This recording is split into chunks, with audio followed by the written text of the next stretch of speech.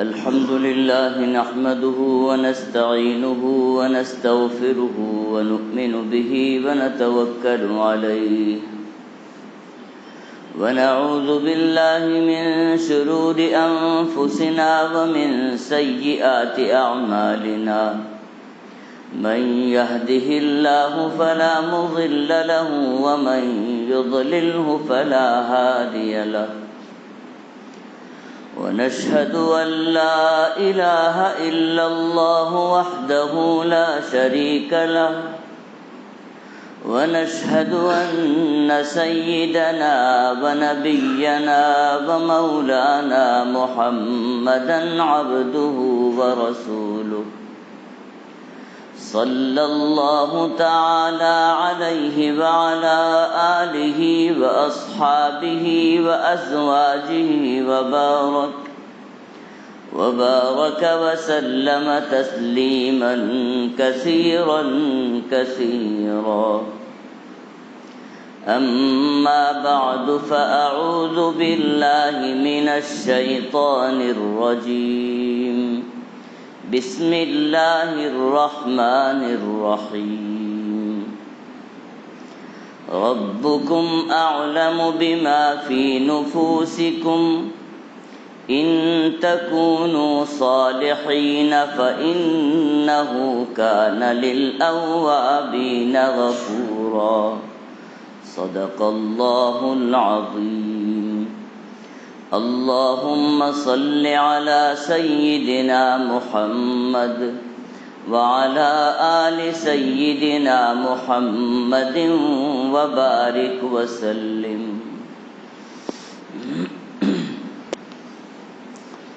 حاضرین کرام، اللہ سبحانہ و تعالی کا کروڑوں احسان ہے کہ اللہ جل مجدہ نے مبارک رات ہماری زندگیوں میں پھر سے عطا فرمائی ہے، اور اس مبارک رات کے اندر اللہ کے حضور جمع ہونے، عبادت کرنے، ذکر و اذکار اور مذاکرے کی اللہ تعالیٰ نے ہمیں توفیق عطا فرمائی ہے۔ ہر مومن کا ایمان ہے کہ اللہ کے مرضی کے خلاف پتا بھی نہیں ہلتا ہے۔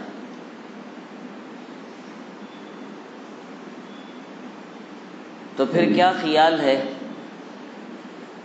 کہ ہمارا مسجدوں کا رخ کرنا، عبادتوں میں مصروف رہنا اور نصیحت سننے کے لیے جمع ہونا کہ اللہ کے مرضی کے بغیر ہو سکتا ہے؟ یہ ہمارا دھوکہ ہے۔ ہم سمجھتے ہیں کہ ہم اپنی مرضی سے آئے ہیں، ہم اپنی مرضی سے نہیں بلکہ اللہ نے چاہا تو اپنے گھر بلا لیا۔ اس کا شکر ادا کرنا چاہیے۔ اللہ کے جو خاص بندے ہیں وہ عبادتوں کے بعد بھی اللہ سے یہی کہتے ہیں کہ یا اللہ تیرا شکر ہے کہ ہم عبادت کیے ہیں۔ بہرحال اصل موضوع کی طرف آ رہا ہوں۔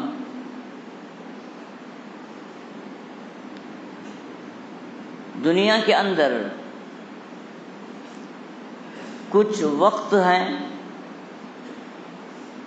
جو بڑے برکت والے وقت ہیں، اور ان اوقات کے اندر اللہ سبحانہ و تعالی کے انوار و برکات کی بارشیں ہوتی رہتی ہیں۔ ہر مومن بندہ ان سے سیراب ہوتے رہتا ہے،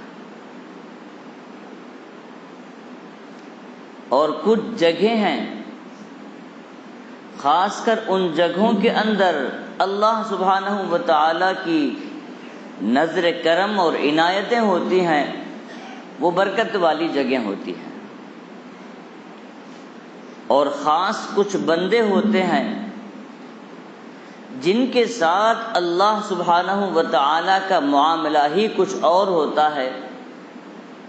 برکتیں اگر حاصل کرنا ہے، انوار و برکات کی جلوں میں اگر جانا ہے تو ان بندوں سے اپنا رشتہ جوڑ لیتے ہیں، تو ان کی برکت سے پہنچنے والا بندہ بھی چمک جاتا ہے۔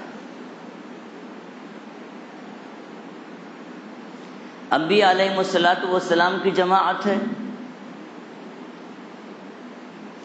انبیاء علیہ السلام کی جماعت دنیا کے اندر وہ مبارک شخصیتیں ہیں،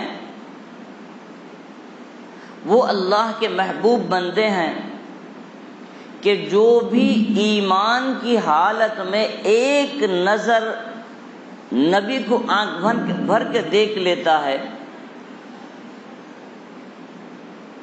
تو اس کو صحابی کہا جاتا ہے، اور جو صحابی کی صحبت 5 منٹ کے لیے نصیب ہو جاتی ہے اس کو تابعی کہا جاتا ہے۔ تابعی کی معیت و صحبت نصیب ہو جائے تو تبع تابعی کہا جاتا ہے۔ یہاں تک کہ ہر زمانے کے اولیاء جو ہوتے ہیں، متقی جو بندے ہوتے ہیں، ان بندوں کے ساتھ گنہگار بندہ کچھ وقت گزار لیتا ہے تو اس کو صالح کہا جاتا ہے۔ تو یہ دنیا کا اصول ہے کہ کچھ بندے وہ ہیں جو بڑی برکتوں والے ہیں، اور ایسے ہی سمجھیے کہ کچھ جگہیں ہیں وہ بڑی برکت والی ہیں، اور ایسے ہی نبی کی صحبت اور نبی کی معیت سے جیسے صحابی کا نام اور لقب ملا، ویسی اور بھی اگر سمجھنا ہو تو ایک معمولی سا ریشمی قیمتی کپڑا تھا جس کو صاحب ثروت بندے مالدار لوگ زیبدن کرتے تھے، لیکن وہ کپڑا کعبۃ اللہ سے جب چپک گیا تو اس کا نام غلاف کعبہ ہو گیا، اور اس کو آنکھوں سے لگایا جانے لگا اور اس کو چوما جانے لگا، اور اس کو ہاتھ میں پکڑ کر اللہ سے رجوع ہونے کے لیے بندہ ایسے سمجھتا ہے کہ اللہ کا قرب اس کو میں پکڑوں گا تو مل جائے گا۔ تو آخر کیا چیز ہے؟ معمولی سا کپڑا جب کعبۃ اللہ سے مل گیا تو غلاف کعبہ ہو گیا۔ ویسے رسول اکرم صلی اللہ علیہ وسلم کی ذات اقدس سے حبشی غلام سیدنا بلال رضی اللہ تعالی عنہ جب آپ کے سائے میں آ گئے تو دنیا میں آپ سے زیادہ عزت والا بندہ کوئی نہیں رہا، حتیٰ کہ حبشی وہ لوگ جو اپنے آپ کو معمولی سمجھتے تھے اور اپنے آپ کو لوگوں میں بے وقار لوگ سمجھتے تھے، وہ فخر کرنے لگے۔ آج بھی حبشیوں سے پوچھئے کہ آپ کہاں سے ہیں تو ان کا سینہ چوڑا ہو جاتا اور کہتے انا حبشی، میں حبشی ہوں، مطلب کہ اس کا اشارہ حضرت بلال حبشی کی طرف ہوتا ہے۔ ایک معمولی سا رنگ تھا جس کی کوئی حقیقت نہیں تھی، اور وہ تھا ہرا رنگ۔ رسول اکرم صلی اللہ علیہ وسلم کی آخری آرام گاہ اس حجر طیبہ کے اوپر جو گنبد بنایا گیا اس پہ وہ ہرا رنگ لگا دیا گیا، تو ساری دنیا کے اندر رسول اللہ صلی اللہ علیہ وسلم کے گنبد پر لگائے جانے کی وجہ سے ہرے رنگ کی ایک الگ سے ہی تعظیم ہے۔ انسان ہرے کپڑے تو پہن سکتا ہے، لیکن اگر چپل ہو، جوتے ہوں، اس میں اگر کچھ ہرا رنگ ہو تو اس وقت استغفار کرے گا، کیا میں نے کیسی کوتاہی کی، کیسی غلطی کی، ایک معزز رنگ کو میں نے کیسے بے ادبی کا معاملہ کیا؟ تو ایسے ہی سمجھیے دنیا کے اندر کچھ چیزیں ہیں جن کا ساتھ اگر نصیب ہو جاتا ہے تو وہ چیز بھی چمک جاتی ہے۔ تو میں نے دوسری مثال میں آپ کو سمجھایا کہ کچھ جگہیں ہوتے ہیں جو اللہ سبحانہ و تعالیٰ کو محبوب ہیں، ان میں سب سے پہلے کعبۃ اللہ، مسجد نبوی اور بیت المقدس، ان تینوں جگہوں کو سب سے مقدس اور مبارک جگہ بتایا گیا۔ پھر اس کے بعد دنیا بھر میں جتنی بھی مساجد ہیں وہ اللہ کی محبوب جگہیں ہیں۔ حضرت والد صاحب رحمۃ اللہ علیہ فرماتے تھے کہ مساجد جو ہیں یہاں انوار و برکات کی تاریں جڑی ہوئی ہیں۔ اگر بندہ سکون چاہتا ہے، اللہ سے اپنا تعلق جوڑنا چاہتا ہے تو مساجد سے اپنے تعلق کو جوڑ لیں۔ یہ تار ہے انوار و برکات کی۔ پھر مثال میں سمجھاتے تھے ان سارے تاروں کے لیے ایک ٹرانسفارم کی بھی ضرورت ہے۔ یہ سارے تار جو نکلے ہیں وہ کہاں سے نکلے ہیں، وہ کون سا ٹرانسفارم ہے؟ تو فرماتے تھے وہ کعبۃ اللہ ہے۔ دنیا بھر کی ساری مساجد کا تعلق کعبۃ اللہ سے جڑا ہوا ہے۔ اور کعبۃ اللہ کیا چیز ہے؟ اللہ کے عرش سے لے کر ساتوں زمین کے نیچے تک تجلیوں کا مرکز ہے۔ جو چار دیوار ہیں ان کا کوئی مقام نہیں ہے، اصل مقام وہ تجلیات باری تعالی ہے جس کی وجہ سے وہ چار دیواری معزز ہو گئے۔ سیدنا عمر فاروق رضی اللہ تعالی عنہ عام لوگ جیسے حجر اسود کو چومنے کے لیے مشقتیں اور مصیبتوں کا سامنا کرنا پڑتے ہیں، اور ایک مرتبہ اگر چومنا نصیب ہو جائے تو بڑے فخر سے کہتے الحمدللہ حجر اسود بھی مل گیا۔ لیکن سیدنا عمر فاروق رضی اللہ تعالی عنہ وہاں پہنچتے ہیں تو حجر اسود سے کہتے ہیں کہ اے حجر، میں تجھے جانتا ہوں، تو ایک پتھر ہے، تیرے اندر کوئی کمال نہیں ہے، نہ کوئی ہمیں نفع دے سکتا ہے نہ ہمارا کوئی نقصان کر سکتا ہے۔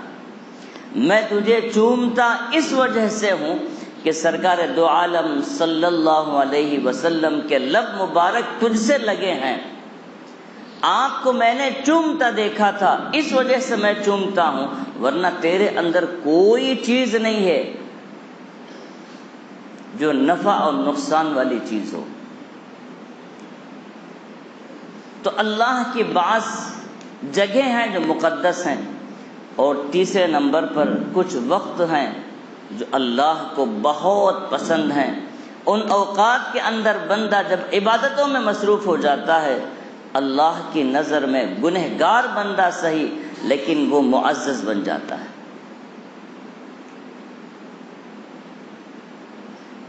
سیدنا عبد القادر جیلانی رحمۃ اللہ علیہ فرماتے ہیں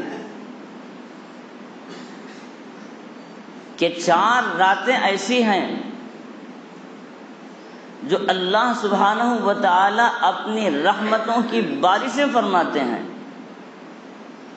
ان میں سب سے پہلے لیلۃ العرفات ہے۔ عرفات والی جو رات ہے، اللہ سبحانہ و تعالی کے انوار و برکات اس میں بہت زیادہ بندوں پہ برستے ہیں۔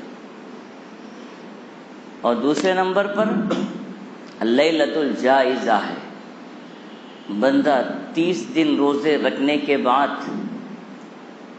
جو رات آتی ہے جس کے بعد عید ہوتی ہے، اس رات کو لیلۃ الجائزہ کہا جاتا ہے۔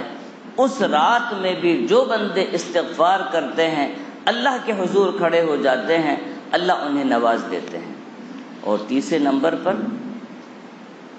لیلۃ القدر ہے، جس کو ہم شب قدر کہتے ہیں۔ آسمان دنیا سے نبی کریم صلی اللہ علیہ وسلم غار حرا میں تشریف فرما ہے، وہاں قرآن کریم نازل ہوتا ہے، تو قرآن کریم کے نزول کی وجہ سے اس رات کی فضیلت اور اس رات کی وجہ سے پورے مہینے کی فضیلت ہے۔ چوتھے نمبر پر لیلۃ البراءہ، جس کو ہم شب براءت کہتے ہیں۔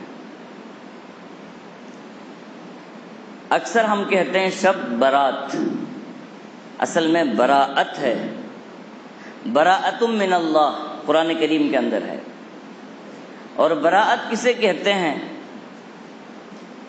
اللہ سبحانہ و تعالی سے بندہ اپنے گناہوں کی مغفرت کا پروانہ حاصل کر لیتا ہے، اس کو براءت کہا جاتا ہے۔ اور ہم جو برات کہتے ہیں، یہ برات جو شادیوں میں نکلتی ہے، اس کو برات کہتے ہیں، یہ برات نہیں ہے۔ تو چوتھے نمبر پر لیلۃ البراءہ، شب برات، یہ رات بھی بڑی قدر والی رات ہے۔ اور خود حضرت سیدنا عبد القادر جیلانی رحمۃ اللہ علیہ فرماتے ہیں، جیسے دنیا کے اندر ہمارے لیے عید کے مواقع آتے ہیں اور عید کے موقعوں پر ہم خوشی کا اظہار کرتے ہیں، ایک دوسرے سے ملاقات کرتے ہیں، اور اس دن روزہ چھوڑ کر اللہ کے لیے اتنے دن نہیں کھائے تھے، آج اللہ کے لیے کھا رہے ہیں، تو ایسے ہی فرماتے ہیں کہ آسمانوں میں بھی ایک عید کی رات ہے جو فرشتوں کے لیے منائی جاتی ہے، اس رات کو شب براءت کہا جاتا ہے۔ شب براءت کے اندر اللہ سبحانہ و تعالی بڑے بڑے فیصلے فرماتے ہیں اور قلم چلنے کی آوازیں ہوتی ہیں، فرشتے بھی اس وقت اللہ سبحانہ و تعالی کے حضور عبادتوں میں مصروف ہو جاتے ہیں، بہت زیادہ عبادت ان کی وہ عید ہے۔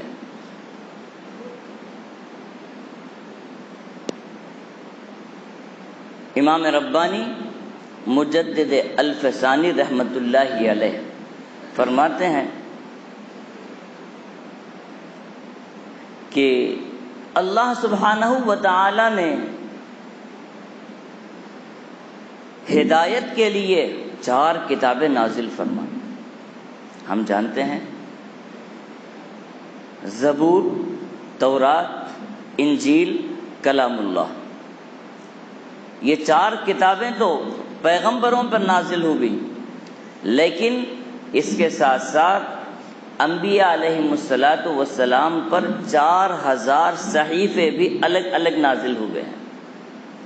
حضرت فرماتے ہیں کہ یہ 4000 صحیفے ہوں یا 4 کتاب ہوں، معلوم یہ ہوتا ہے کہ یہ سب کے سب رمضان المبارک کے اندر ہی نازل ہوئے ہیں۔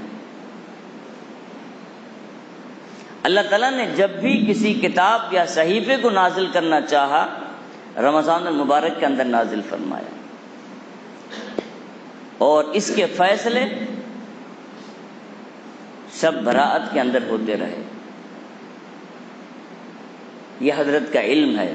فرماتے ہیں کہ اس کی مثال ایسی سمجھو جیسے سورج نکلتا ہے، طلوع آفتاب ہوتا ہے، ایک رات کی اندھیری ہوتی ہے اور ایک سورج کے نکلنے کا اجالا ہوتا ہے، لیکن اس سورج کے نکلنے سے 2 گھنٹے پہلے آسمان سے وہ اندھیری چھٹ جاتی ہے اور آسمان میں روشنی پیدا ہو جاتی ہے جو بتاتی ہے کہ سورج نکلنے والا ہے۔ تو حضرت فرماتے ہیں اسی طریقے سے رمضان کے بارے میں رسول اکرم صلی اللہ علیہ وسلم نے فرمایا، قد اظلکم شہر عظیم، ایک بہت بڑا مہینہ تم پر سایہ فگن ہونے والا ہے۔ تو اس مہینے سے پہلے، اس آفتاب کے طلوع ہونے سے پہلے طلوع سحر یعنی تہجد کا وقت شروع ہو جاتا ہے، تو ویسے یہ شعبان شروع ہو جاتا ہے، یہ شب برات کی مبارک گھڑیاں آتی ہیں تو رمضان کا انتظار ہے۔ اور فرمایا گیا کہ احادیث کے اندر رجب کی فضیلت بتائی گئی، شعبان کی فضیلت بتائی گئی، رمضان المبارک کی فضیلت بتائی گئی، لیکن اگر دیکھیں تو اللہ سبحانہ و تعالیٰ نے رجب کے اندر اپنے رسول اکرم صلی اللہ علیہ وسلم کی معراج فرمائی۔ سبحان الذی اسری بعبدہ لیلا من المسجد الحرام الی المسجد الاقصی۔ تو جو معراج ہوئی وہ رجب کا مہینہ تھا، اور اس کی وجہ سے پورا مہینہ برکت والا ہوا۔ رسول اکرم صلی اللہ علیہ وسلم نے دعا فرمائی، اللہم بارک لنا فی رجب، اور لیلۃ البراءت کو اللہ سبحانہ و تعالیٰ نے شعبان کے مہینے کے اندر چھپا دیا، اس کو رکھا۔ رسول اکرم صلی اللہ علیہ وسلم نے فرمایا شعبان شہری، یہ شعبان میرا مہینہ ہے، ورمضان شہر اللہ، اللہ کا مہینہ رمضان ہے۔ اور اس مہینے کے اندر آپ علیہ الصلاۃ والسلام کثرت سے روزے رکھا کرتے تھے۔ اما عائشہ صدیقہ رضی اللہ تعالی عنہا بھی فرماتی ہیں کہ آپ علیہ الصلاۃ والسلام شعبان میں بہت کثرت سے روزے رکھتے تھے۔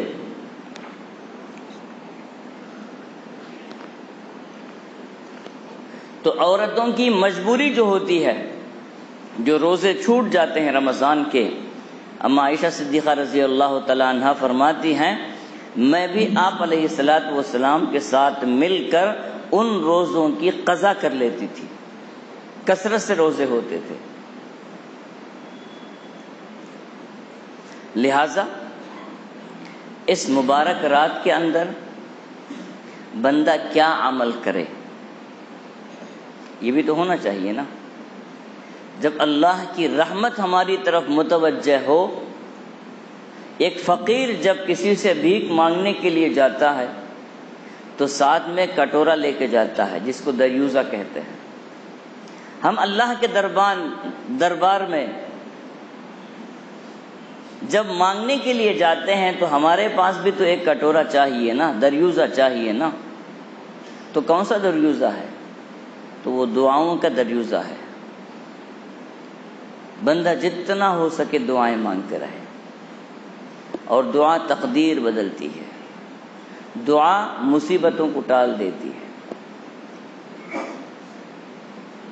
اللہ والوں نے کہا ہے کہ انسان کی تقدیر جو ہوتی ہے وہ دو قسم کی ہے۔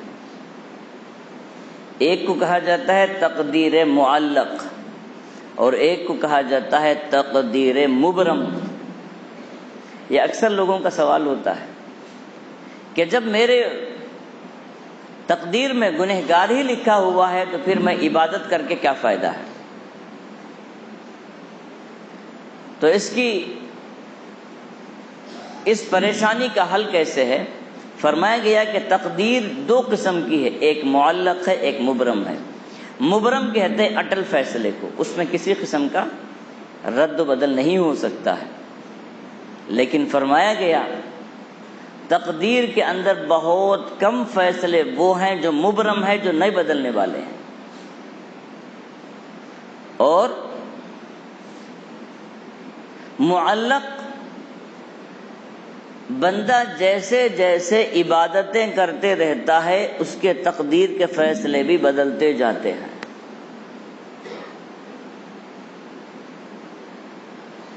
جیسے مثال کے طور پر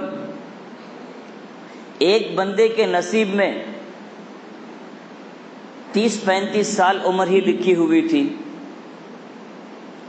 والدین کی اتنی خدمت کیا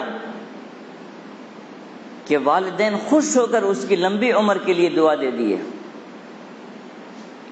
تو اس کو کہا جاتا ہے تقدیر معلق۔ عمر کم تھی، ماں باپ کی خدمت کیا، دعا لیا، لمبی عمر ہو گئی۔ کہیں نکلا،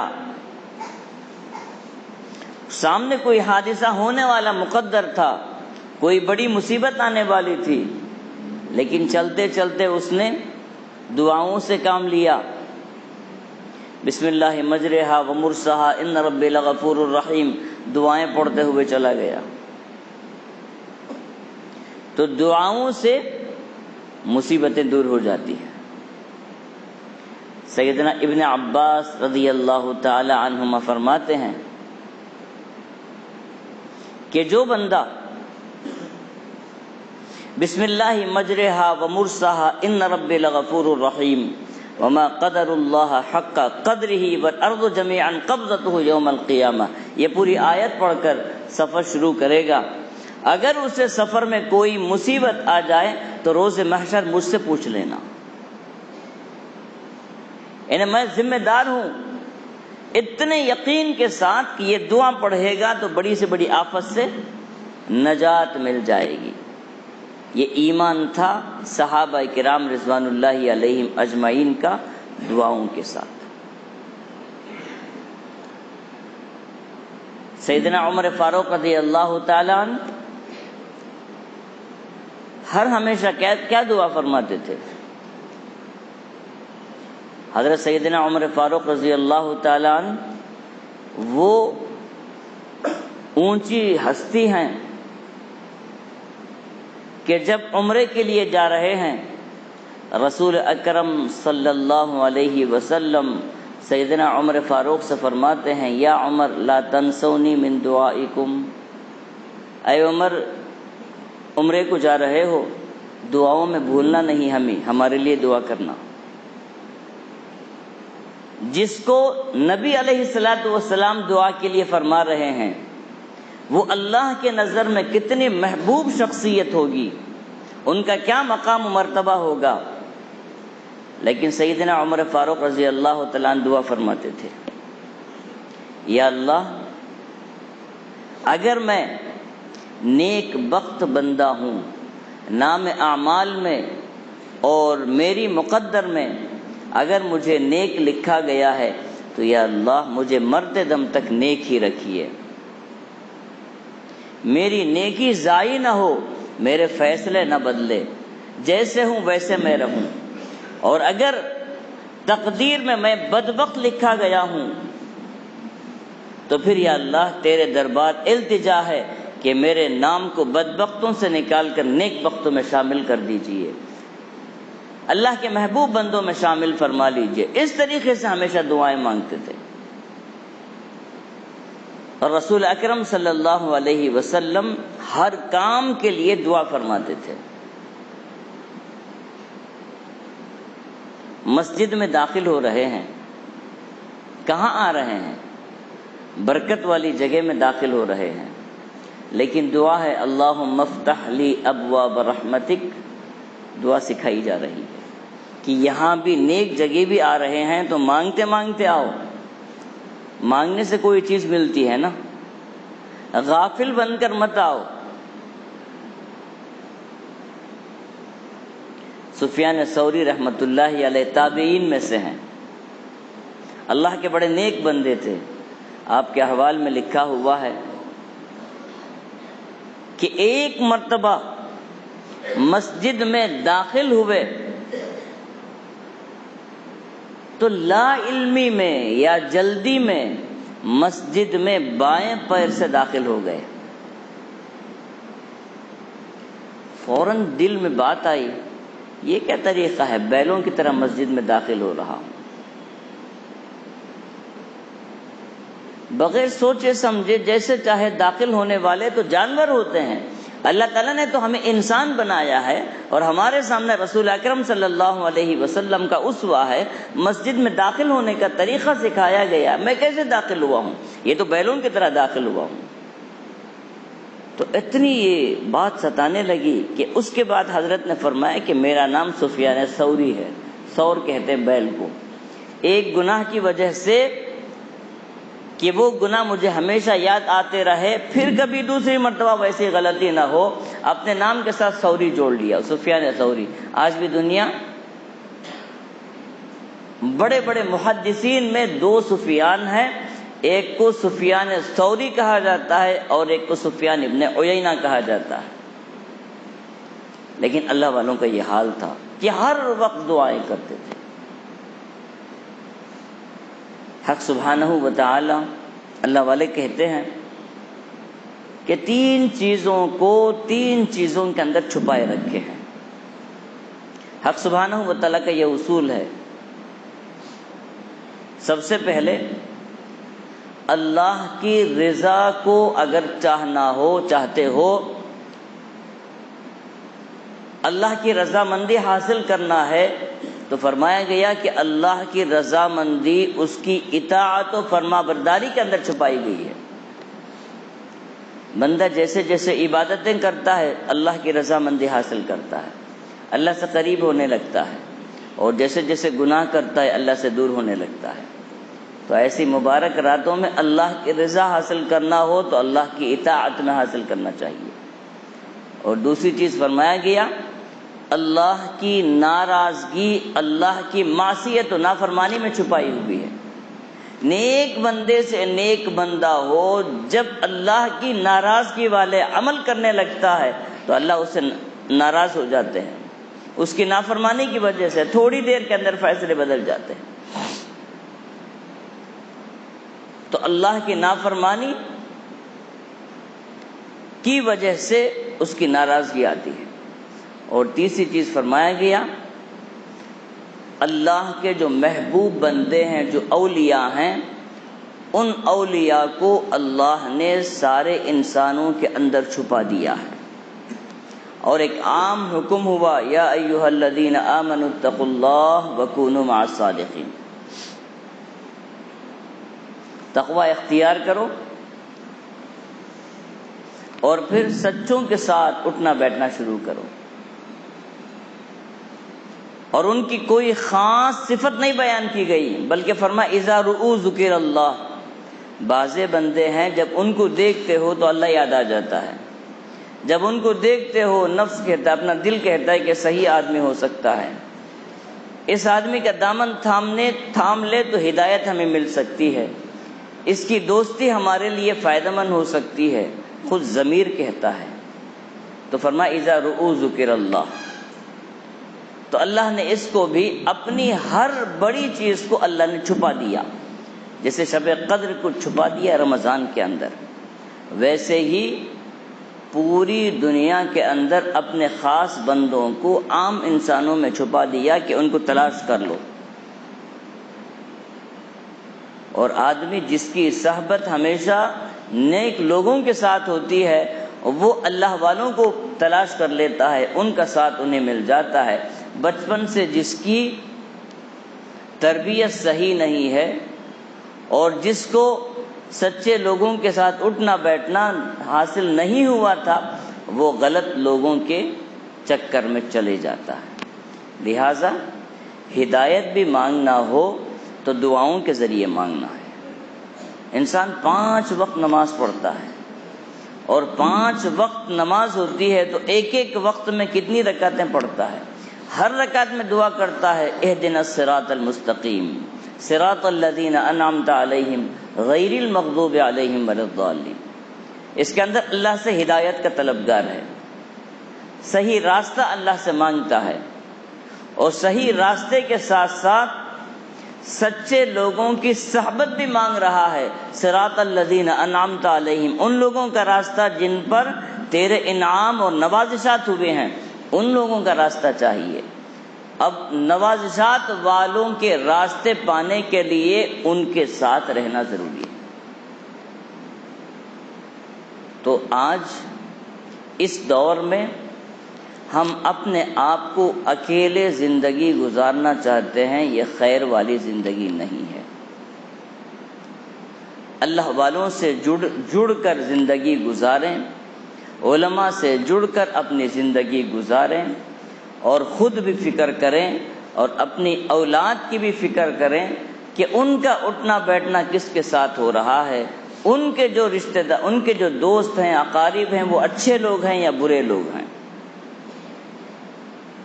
یہ دھوکے میں نہ رہیں کہ برا آدمی ہے، میرا بچہ نیک ہے، اس کو اچھا کر دے گا، نہیں، خود تو ڈوبے ہیں، اوروں کو بھی لے ڈوبے، ایسے ہے، خود تو وہ ڈوبے ہوئے ہیں، جو انگلی تھامتا ہے ان کو بھی کھینچ کے اندر ڈال لیتے ہیں۔ آج یہی بیماری چل رہی ہے کہ بری صحبتوں کی وجہ سے اچھے اچھے گھرانوں کے اندر بھی بڑے بڑے ایسے مسئلے کہ ان کی آمدنی حرام ہے، حلال نہیں ہے، اور گھر والے خوش ہیں کہ پیسے جیسے بھی ہوں آ جائیں، کام تو ہمارا نکل جائے گا، لیکن